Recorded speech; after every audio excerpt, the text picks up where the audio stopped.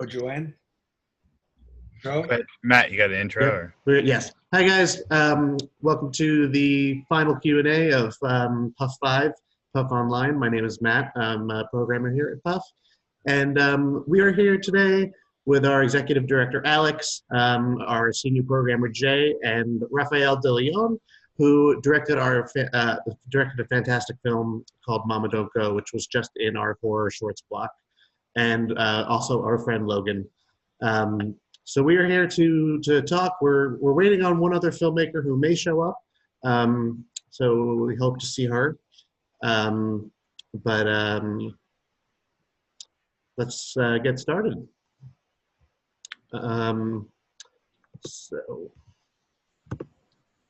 Raphael, thank you for taking the time. We really appreciate you being a part of Puff.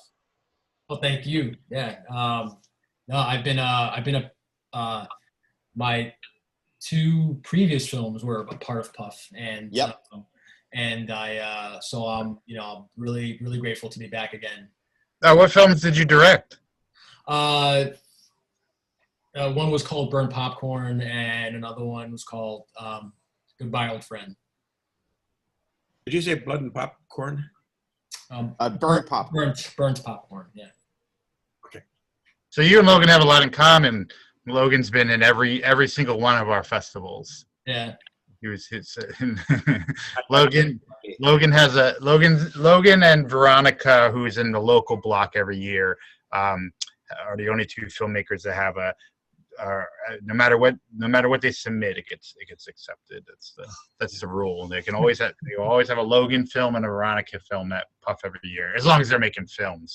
But real quick note on Logan too, the film that he showed, Bumbling Psychopath, which was the first film at on the horror block, he submitted. That was one of the first films he submitted at Puff 1, and and he always submits like a few, so that I never accepted Bumbling Psychopath. But he redid it. I think there was it's like the exploding head part was really kind of. I never had an exploding head, but I did have a missing head. A missing head, yeah. And so we kind of tweaked that with made it black and white to cover up the special effects, right? Oh, I really went to black and white to get a who's the Sin City comic book writer? Frank Miller. Yeah, I really wanted to go for a Frank Miller effect. Ah. I found it in my Final Cut Pro effects, so I decided to use that and add the raindrops, coming down in front, and I really liked the effect, and it made an old film new again, so that it wouldn't be a film from 5 years ago; it'd be a film from last year.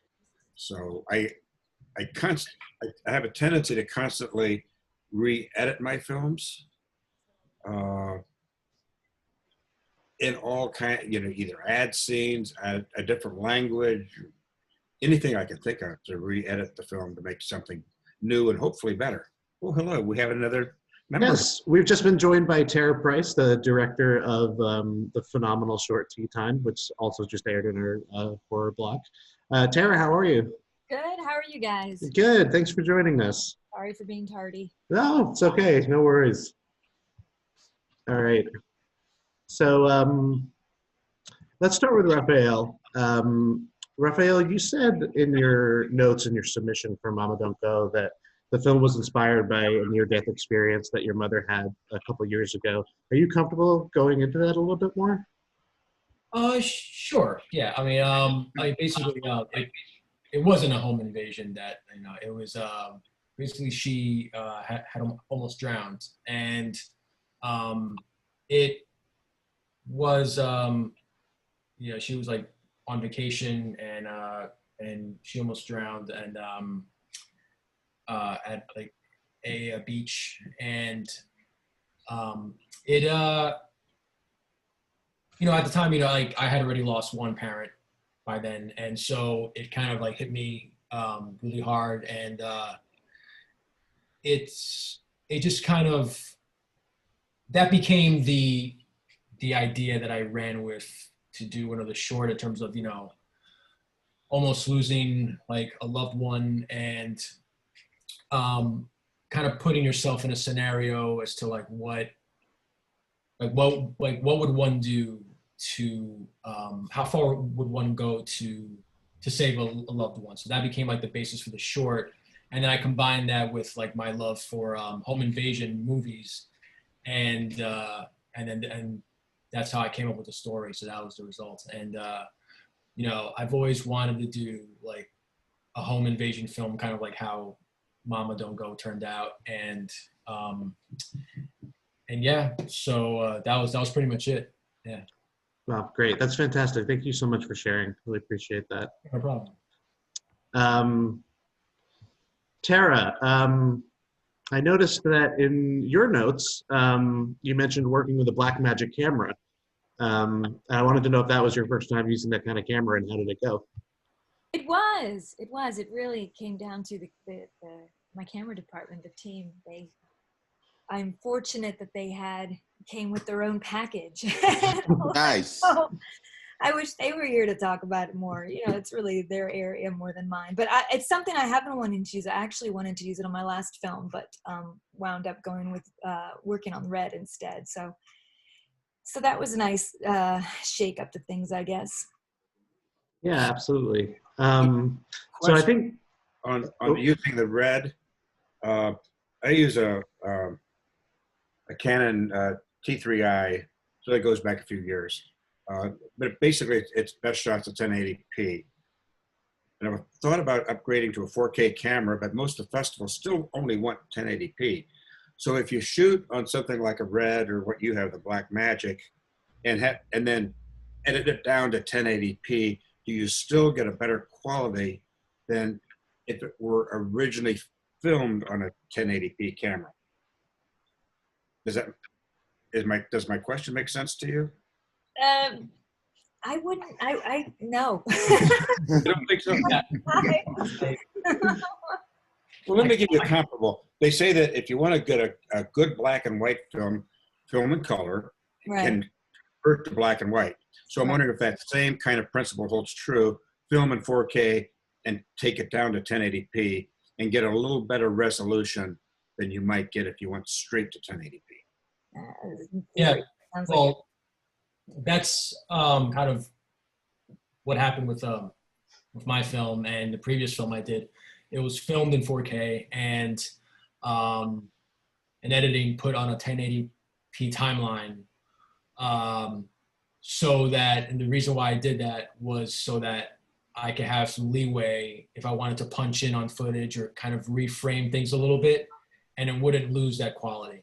So, and so, yeah, so to answer your question directly, yeah, if you film in 4K and, you know, you put it on a 1080p timeline, if you export it as 1080p, it'll be like, it'll look better than if you just shot it straight as 1080p from the beginning.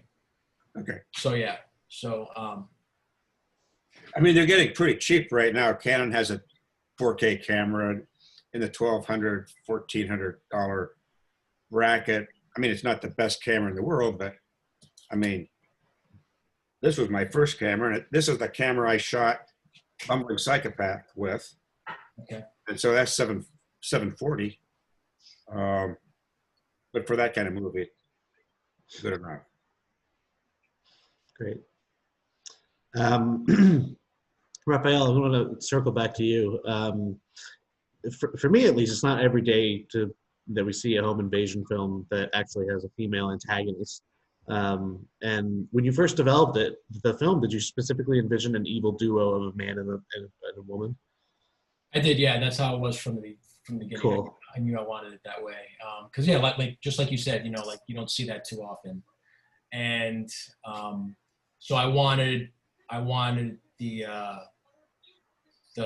female antagonist to be more like kind of like the quiet, menacing type, where, you know, she might not seem like a threat at first, but there's something underneath there that, you know, it's because I'm not sure how well it could be picked up on in the film, but the off-screen violence that occurs is basically because of her. And, and then you have kind of like that, the good one and the bad one. Right. Right. Yeah, so. Well, it was very effective, in my opinion. I thought it was very well done. Tara, I want to ask you about so many questions about this little girl who starred in Tea Time. Number one, where you found her, but also how exposed was she to the brutal violence that this film contained? Was she in on the whole thing, or did you film separate takes? I'm so curious. She's 3, so she was. She's a little oblivious. Yeah. Didn't really grasp what was going on. She thought it was like a big party, I think, in her honor, kind of this fearless little kid. And you asked how I found her. She's the daughter of a colleague of mine. I was working on a television show, and my colleague had just moved to LA and had a housewarming party, and my husband and I went, and her daughter opened the door when we arrived, this little 3-year-old, and she was like acting like she was the host of the party. I mean, this kid was just, she's just like, come in. Here, let me give you a tour of the house. And we, the party kind of gravitated towards the backyard, and her brother was out there. And what you see in the film, because that's her brother, is the kids, man. I had already written it, and I was already in casting mode. I had some other kids I was sort of interested in, but then the parents got cold feet, and so we left that party, and I was kind of mesmerized watching these kids going, wow, man, because she was kind of like the dominant child. Yeah. And when we walked out of there, my husband said to me, I know what you're thinking.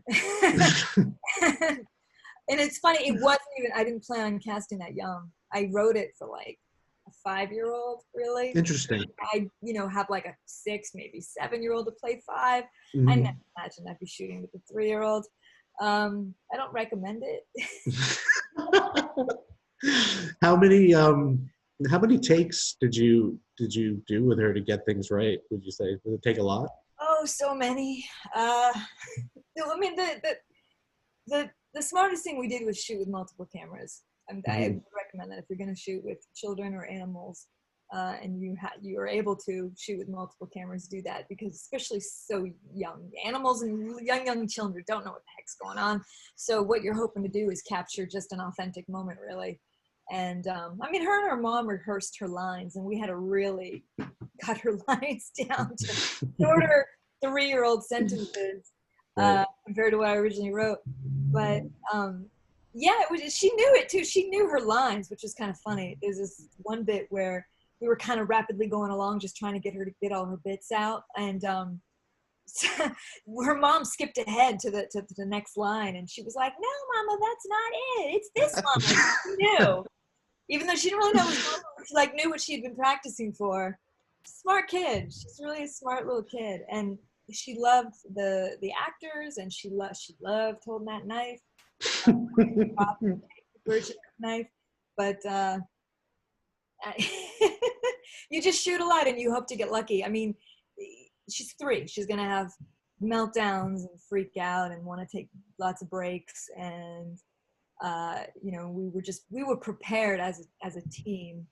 My camera department and I had talked about this extensively before going into production about we're gonna have a loose schedule and we're gonna try to follow it, but we got to be ready to jump to the next thing that doesn't require her. So no, we weren't necessarily shielding her from anything, because she just thought it was hilarious and all fake, and not fake, but I don't know how to explain it. It's like make believe. It's playtime. Yeah, exactly. Yeah. She was making it for her. She was really attached to the actress who played the ballerina doll. She thought she was a princess. Has she seen the whole film? I'm sorry. Has she seen the whole film at this point? I don't know. I don't think so. this is the funny part. Her mom, who I brought on as producer, Katie Berry, who's wonderful, and allowing me to film with her children, when she saw the finished film, of all the things she had an issue with when it came to showing it to her kids, was Rob saying shit at the end. Rob Van Dam. Like, is there any way you can beat that out? No. But I thought that was a very, very funny request. Yeah. The blood and the knife and the dismemberment. But it's the word shit. So funny. Speaking of Rob, how did you get him to be in this film? Well, I've known Rob for about 5 years. Oh, okay. He's just a good friend of mine, and he's a very funny person. He does, in addition to wrestling, he does stand-up comedy. Oh, really? Gone on tour doing that. Yeah, it's a lesser known thing about him, but he's really good at it. He's very funny. He actually did a documentary about his stand-up. Well, it turned into a different kind of documentary because of something that happened, but I'll let you guys watch that. He's a super funny guy. I wrote the script and I wanted to get his opinion on it. I just emailed it to him and said, hey, do you think this is funny? And he's like, yeah. And I was like, great, do you want to be in it? So lucky for me, he did. That's great. That's phenomenal. Raphael, I'm going to come back to you. I have a question about specifically the box that is retrieved from under the sink, and the tincture that's brought out. So Vicky's character, she definitely seems to have knowledge that this tincture is like a reanimator kind of thing. She keeps the key on her, for, I guess, preventative purposes. But what's your understanding of how much Claire knows? Because, she's screaming as her mother is tearing off the face of her attacker. I mean, she's screaming. Does she know how powerful that was? Like, was this a secret that was kind of kept from her? That's a great question because, that was like, I had a bit of backstory that's obviously not in the film that I was kind of working with and talking with the actors about. So, to answer your question, Claire does not know what the effect of that is. All she knows is that it's something to use in case of a severe emergency, and her mother would let her know when that happens and when that's supposed to be used. So, Claire is completely blindsided by the aftermath of what happens. Mm-hmm. And like I had a little bit of backstory of just like nothing too specific, but just stuff about how the mom and had acquired that like back from her youth, Mm-hmm. and that was passed down from her parents. Right. And I'm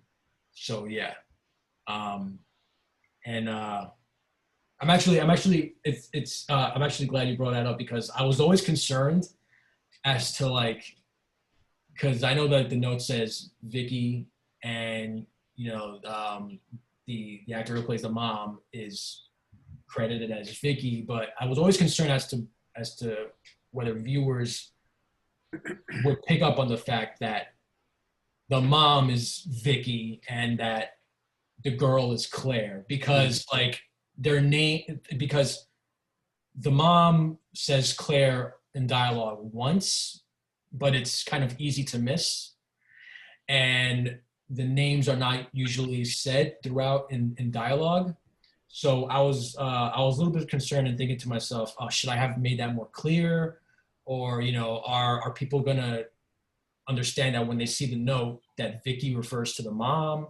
But I'm glad that you did. I'm glad that that it was clear to you, and so yeah. Yeah, I think it was very effective when when Claire unravels the note and it's addressed to Vicky, and it's from her parents, right? From Vicky's parents. Yeah. So I thought that was very cool, very effective. Let's see here. Tara, I wanted to ask, so Tea Time, I mean, it's been at a lot of festivals from my understanding, but I would like to know where it premiered and what was the initial reaction to it.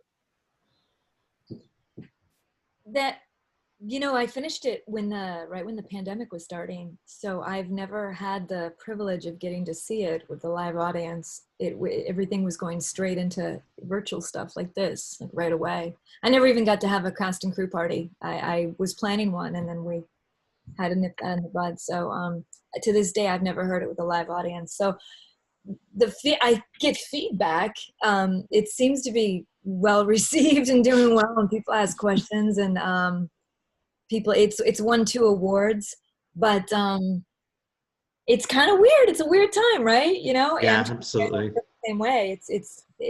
That's kind of what y'all live for, is the part where you get to actually see it with an audience and hear their reaction and stuff. But as far as where it premiered, what was the first film festival it hit? The Women in Comedy Festival. But that was nice. Too. It was up for an award there, and then it's kind of a thing. It's like presented by HBO, and normally it's in Cambridge, Massachusetts, and they just canceled it, but they still went on with the award process. So that was kind of an odd premiere to have. Interesting. Yeah. It was early on with the pandemic. At the time they thought, by the time it comes around, we all thought in the beginning everything's going to be open by June. Right. Yeah. Yeah. Absolutely. But it's going to be like 3 months. We're doing Yeah. stuff. Yeah. Little did we know. Oh man. So I think it snuck up on them, and they were like, we're just going to cancel the whole thing. I thought, really, you're not going to do virtually or anything? So that was the premiere. But it's had some really good stuff since then. Defy put on a great festival. Horrible Imaginings put on a really great festival. Just some ones that were very interactive, and everyone's doing the best they can right now. It's an unprecedented time. I know. Happening.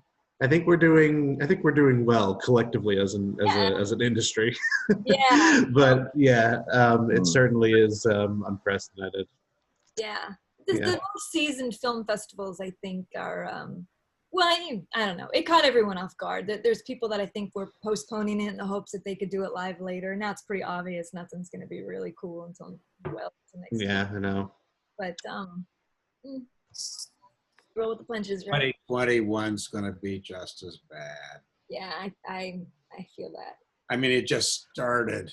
This thing has just started. It's not at the end. It's at the beginning. Yeah. Super spreaders in the White House. I mean, Oh God, it's going nuts. It's just going nuts. Anyway, I'm sorry to say that. I shouldn't have said that. No, you're fine. But everybody knows. Just based off what Tara was just saying. By the way, Tara, congratulations on your film. It's great, and I wanted to congratulate you because both of our films played at Genre Blast.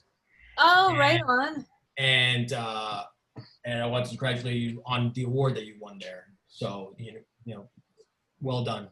Great job. Thank you very much. That's kind of you to say.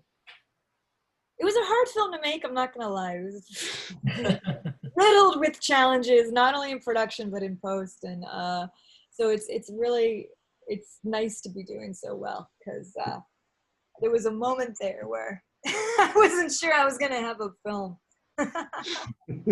But Did you have been there, but it's kind of like, oh, thank God, we cobbled something together and people Right. still like it. Did you have a favorite part of either shooting it or in post, or was there something that was stood out as much more fun than anything else? Shooting it was stressful, but there were these moments like there's a moment where we were trying to get, I don't remember what we're trying to do, her at the table by herself, and our boom guy had the boom over her, and it was so weird because it was on the second day, and she looked up and just noticed the boom for the first time ever and thought it was a toy, this a big furry thing, and that was really amusing. And when she saw Rob, because he's dressed like the action figure, she just thought he was a real toy. and that was really adorable to see the two of them interacting together in between takes and stuff. In post, you know, there's so much stuff that we shot so much footage, and there's always those little bits that you really want to use, and you're like, it doesn't fit in here anywhere, but it would be funny if it did. Like, there was one time, I think, she was just holding the, we were always rolling sound, just to, you know, stuff. We're just always rolling all the time, because you never know what you're going to use in the end. And she was holding the knife. I'm telling you, she freaking loved holding that knife. And she started laughing and giggling, and we did use some of the giggling, but she said to I think the actor, Stephen Kirk playing Bunny, she's like, I'm gonna kill you. And it was just not scripted and so hilarious. And I tried to find a way to like work it into it, and then we thought maybe we can work it into the trailer. It just didn't work, but it was so funny. Oh, and I have one more story. Sorry, I'm like kind of hot here, but my husband just reminded me about this story that the day after we shot for 2 days, and thank freaking God we didn't need any pickups, because the day after I go to work, my colleague shows up and announces to me that she woke up that morning and the little girl Kennedy had found a pair of scissors, and you know what little 3-year-olds do when they find scissors, and she just gave herself bangs. Like little mini bangs, and her mom comes into work horrified, showing me pictures. Look at my daughter. What am I doing? And I'm just thinking, thank freaking God, we're not still shooting right now. Right. Yeah. So we have a question in our Q&A. Raphael mentioned that he has an interest in home invasion films, but I'm wondering if Tara has done much work in this genre. In this genre? No, home invasion, I have not. I've directed one film before this called Earworm. It's I guess somebody called it body horror, and prior to that, I wrote and produced 2 shorts. One I'd say was more sci-fi, and the other one was horror comedy. But home invasion, no, I'd like to though. Yeah, it's definitely an interesting genre, and it's been one of my favorites for quite some time. And Momma Don't Go was extremely effective. Raphael, one of the ways that it was so effective was I thought the sound mixing and editing was just phenomenal. And I know you had editor credits. Did you have anything to do with editing with sound? Yeah, I did everything with post. So yeah, I mean, I just didn't want to put my name like multiple times in the credits, but yeah, I edited the picture, the sound, and one thing that I wanted to do, which I did on my previous film, was I originally had planned to kind of make the mom's eyes like blank, like in like After Effects, because I didn't want to use contact lenses, and but when I was trying to do it, it just wasn't working out the way I wanted. So I don't know how noticeable it is, but instead I kind of added it's like a red tint to her eyes, just to have something there, and because I felt it would just look weird if I just left her eyes normal. And yeah, so there's that. And then the only other thing I had to do in like After Effects was I don't know, there was like a piece of like green tape in the background that I had to like digitally remove. But aside from that, there was nothing really too complicated in post that I had to do. So and nothing that was like, nothing that I really had, that was kind of out of my knowledge, whatever, for lack of a better word. So I was able to do everything myself. Great. No, you did a fantastic job. Thank you. Yeah. Tara, I have one more question for you. In your experience, did having any understanding of how young girls versus young boys play, just in general, have an effect on the film?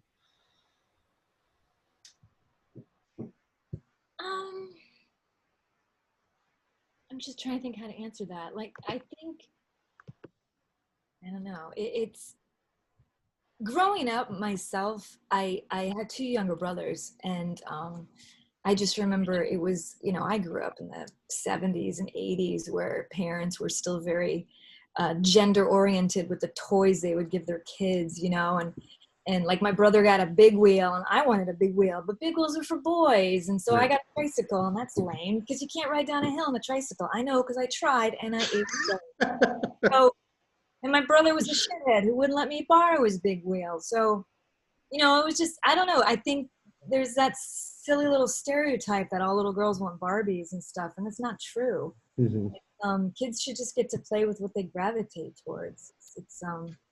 But I guess I liked the idea and the dynamic of her being younger. I just thought it was funny. And she's kind of bossing around her brother, who's supposed to be like the big brother. And I guess I just kind of like challenging any kind of stereotypes when I can, because, you know, why not? Why not? Just keeps things interesting. Cool. Well, Jay, I want to know what you think about these two films. What do you have any questions? Well, you know what, for Tara and Raphael, and this goes back to what was brought up at the beginning by Matt, you know, your DPs on these, Tara, Sophia Cacciola is phenomenal. Her and Michael Epstein are two great filmmakers. They are. Yeah, and it's so interesting to bring her onto it. And Raphael, for you, you know, your DP, Brendan, has been with you on a lot of your works. Can you both talk about it? Tara, you first, talk about that relationship on set with Sophia and how that was. Man, I'm so lucky I met the two of them. It was my first time working with them, both of them. And I met them kind of by accident. I met them at a film festival, actually. Not even when I was in. I just was introduced to them, and they'd seen my film, my last film, and we're like, no way. And then, you know, tea time came up, and I reached out to them right away. Like, hey, do you guys want to come on board this? And was so lucky that they said yes. They're both so easygoing and so knowledgeable. I'm not like Raphael, where you're a one-man band over there. You do it all. And it's effective, though. It's effective. Yeah, it's impressive. Yeah. I like to surround myself with people who know what the hell they're doing in the areas where I don't. You know, I write it all, and I know what I want. And Sophia helped me bring that to life. She's very... The two of them have great chemistry together. Right. That they work together really. They're like a machine, you know. And I really, really appreciated them, especially when it came to the challenges that arrived. You know, they already knew ahead of time. We're going into it. We're shooting with a 3-year-old. We're shooting outside. You can't control the weather. You can't control the noise. We knew it was gonna be a shit show. We didn't expect other problems on top of that, like we almost lost our location. But they were literally like, well, where can we shoot if we lose our location? I mean, they go above and beyond what they were hired to do. And they're so talented in their own right. They make their own films, you know. Multiple features. Yeah, absolutely. Exactly. I would work with them on everything if I could. They're awesome. They are amazing, and they're awesome. And Raphael, like you know, they handle a lot of stuff in-house when it comes to their projects. But, I mean, having that shorthand with your DP definitely, I would think, makes a difference when it comes to your short work. Yeah, definitely. By the way, I've met both Michael and Sophia at nice. They know everybody. Everybody. Yeah, I met them two years ago at the Nightmare Film Festival, and so yeah, it's really cool to hear about Tara's experience with them. Yeah, you know, having that shorthand with DP. I mean, Brendan Engel, the DP I worked with on Momma Don't Go. This was my second time working with him, and you know, we're both huge David Fincher fans. Nice. So we you know, we connect on that level, and you know, I could, you know, explain to him kind of what I'm thinking and everything, and you know, like he gets it, and yeah, he did a great job both times I've worked with him, and you know, there was the previous film that I worked with him originally when I was in pre-production for that film, I was planning on DPing myself, just shooting the film myself, because I thought that it was like small scale enough for me to do it. But as pre-production went on, I realized, you know what, there's no way I'm going to be able to do this. So I need somebody to kind of help me with this. So I contacted Brendan through a mutual friend of ours, and they gave me his info. I contacted him, and yeah, and the film turned out great, much better than it would have if I had shot it myself, because there was going to be no way that I was going to be able to wear that many hats. And then we just repeated it for this one, and yeah, and you know, it's he did a fantastic job. Right, Raphael, if I may follow up, pertaining to cinematography and being in that location, did that kind of small location inside, did that benefit you and benefit your DP? It was very challenging because we shot this the summer of last year in June, so it was very hot. So there's only 2 rooms in the film. So there's like that bedroom and there's the bathroom. Both rooms are very small, very tight to shoot in. And you know, the heat wasn't making things comfortable. Luckily in the bedroom, there was an air conditioner that, you know, you could turn on and off between setups. But yeah, and also, you know, aside from the heat, just the size of the room themselves, you know, like, so like the size of the bedroom kind of affected the shot list a little bit. And, you know, because I like to, as time consuming and frustrating as it is, I try to storyboard everything. And make a shot list, and then, you know, share that stuff with the DP and stuff. And so it's like I have everything envisioned in my head and how it should cut together. But, you know, stuff comes up, you know, where it's like you have to think on the fly, and you have to kind of alter your plan. And there were some instances where that had to happen. Then I had to think about, okay, you know, what's the most important stuff to keep? What can I cut from this shot list, you know? And not just due to the size of the room, but also due to time. You know, when you run out of time and things are taking longer, you know, than you expected them to take. And so, yeah, so you really have to, you know, kind of make a sacrifice here and there and just get on with it. Yeah. Well, the running time, I would think, and you were talking about your story with Matt, I think the running time and having to cut stuff out sounded like it was a frustration for you when it comes to, because film festivals, you have to keep it under a certain time, or right there it's a strike against you with most of them. Yeah. Absolutely. Yeah, definitely. I mean, you know, obviously this film is 6 minutes, and I mean, it was always envisioned to be short, like within that fine time frame. Right. Yeah, there wasn't, I mean, even after all that I just said, there wasn't really much that I had to really cut out. I mean, like, there was just like one shot that in my head I thought was a major shot, but we couldn't get it. And then I realized in the moment that, you know what, we don't really need it, you know, and it ended up being fine without it.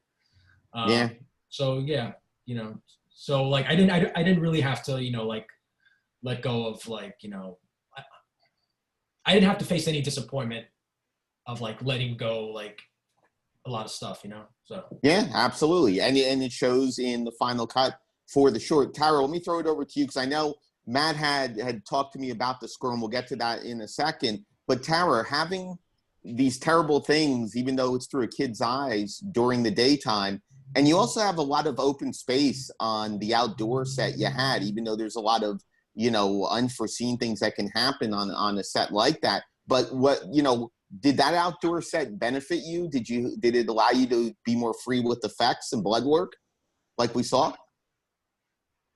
That blood work, you know, that big blood scene, one take. Nice. I would have loved to have the opportunity to reset and do it a second time for safety, but it was. I wanted to shoot it first thing in the day, because that's what you're supposed to do, get it out of the way, and it wound up being the last thing, and we were pressed for time, and we were losing light, and I was losing my mind, like, we gotta get this. So it always goes that way. But I don't know, the location was it was convenient. It was where the kids lived, so they were nice there, and we weren't using them. They were doing, what they do, hanging out in their room, going and getting a popsicle. But it's shooting outdoors. Yeah, it's challenging to say the least. It's so for a challenging. lot of reasons. And I probably underestimated too, because I mean, again, I'm just really thankful I had Sophia and Michael because, all the stuff we planned out that we didn't get to do. Raphael, it's like there's the movie you write and there's the movie you right.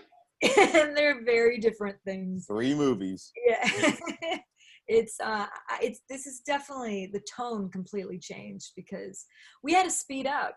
We had just had to simply speed up. We didn't have time to do, like what you were saying, you're just losing time. You don't have time to do all the worldly things you plan, these grand ideas you have on how my movie is going to have so much atmosphere and all this, and then you want to shoot it, and you're like, okay, let's go on to the next thing. And you get into post. You guys, it took me a week before I looked at my footage because that's how freaked out I was I was really paranoid. I was like, I don't know. My other producer, Billy Hansen, he couldn't be on set with me. He had a conflict, and I was, I would call him after we were wrapped for the day, and I'd be like, and this happened, and this happened, and this happened, and he'd be like, but did you get everything? Did you make your day? Like, yeah. So that's great. That's great. You're making it sound like you didn't make the day. So we did get everything. We got everything. It just not in the way I expected. And but yeah, when I finally looked at it after a week, I had a really kind, wonderful editor, Jeff Britt, who was so patient with me, and I was pouring. Tara, if I may jump in, a lot of work on the Food Network. That's impressive.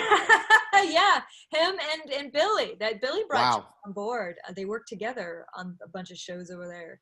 So Jeff was one of the most patient editors I've ever worked with, and he was just wonderful. He was wonderful. He knew that, I had this idea that I was really freaked out. Like, how am I going to, like I said, cobble this into something? And I would go home and I'd pour over all the footage and make all my notes. And then I'd sit down with him and be like, okay, let's try this and this and this and this.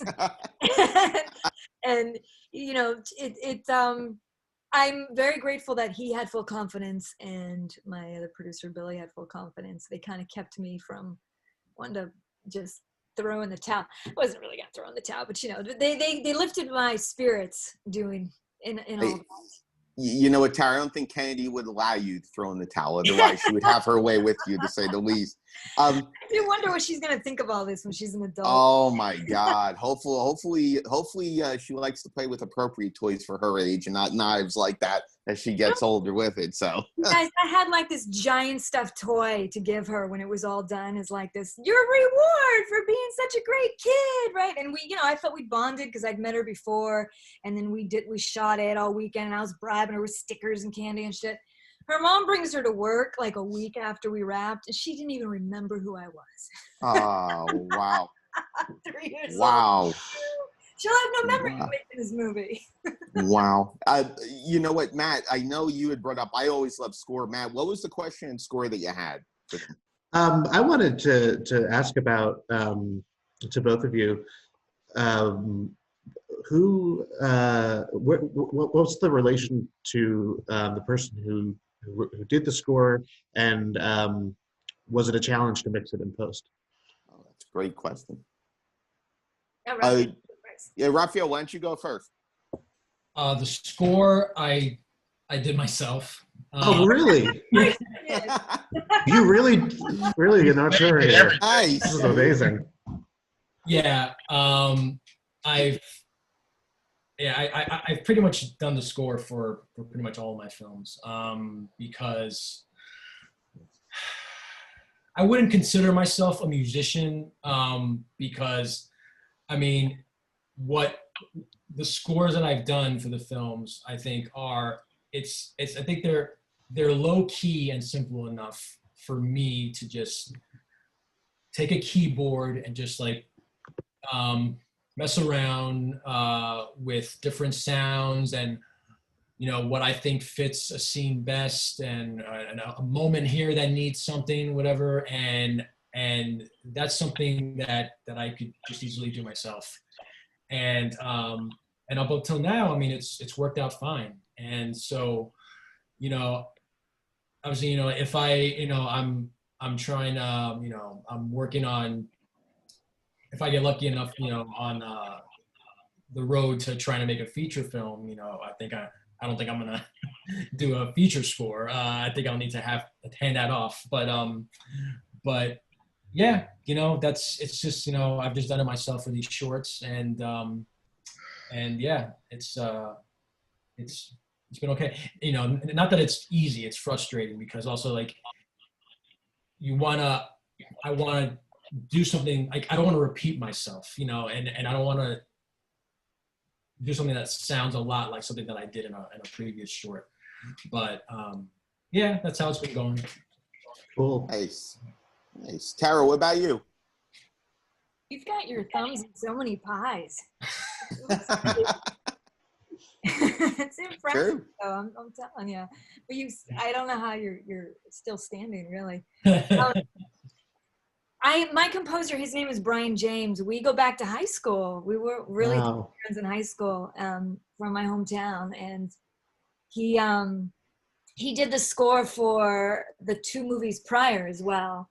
The first film I did, he designed the poster. So he's always involved. He's not in this industry at all, and he's just this sort of mad genius who does stuff for himself and for fun, and I make him work with me because I'm genius on my projects. And he always acts like a little stressed when I first reach out to him, like, hey man, I'm doing something new. And he's like, oh, well, I'm busy and I got stuff.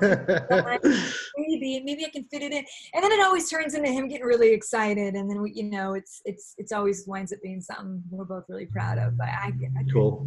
He's freaking awesome. I'm lucky to have him. That's great. Fantastic. So Matt, I think we're coming up on it. I think we are coming up on it. I don't see any more questions in the Q&A, but it's been fantastic having both of you here. We really, really, really appreciate your time. I know it's late, but this is really such a great way to close out PUFFOnline. So we thank both of you so much for participating. Yeah. Thank you. Thank you for having us. And for those who might be watching, we don't have any in Zoom, but for those who might be watching on Facebook, thank you so much for tuning in. This has been the 5th edition of the Philadelphia Unnamed Film Festival, online due to crazy pandemic. My name is Matt. I'm a programmer here. Super glad to be here. And I want to thank Jay for being my guru through this whole process. Listen, I am the Raphael of this festival, man. I do everything. Exactly. And of course, Alex for being such a great. Absolutely. Great job, guys. Yeah. Great job. And so, Raphael, but real quick, man, I don't even remember. Raphael, thank you again for being part of Puff for the 3rd year. The 1st, the 3rd, and the 5th. So we expect in 2 years for you to be back. I hope so. Good. Yeah, we'd be honored to have either of you back. Absolutely. And you know what, Tara, tell Kennedy that I didn't take her toys. I promise. All right. All right, guys, we're gonna head out. Thank you so much for watching. Take care. Thank you. Thank you. Bye, Logan. Bye. See you next year. See you next year, Logan. Bye.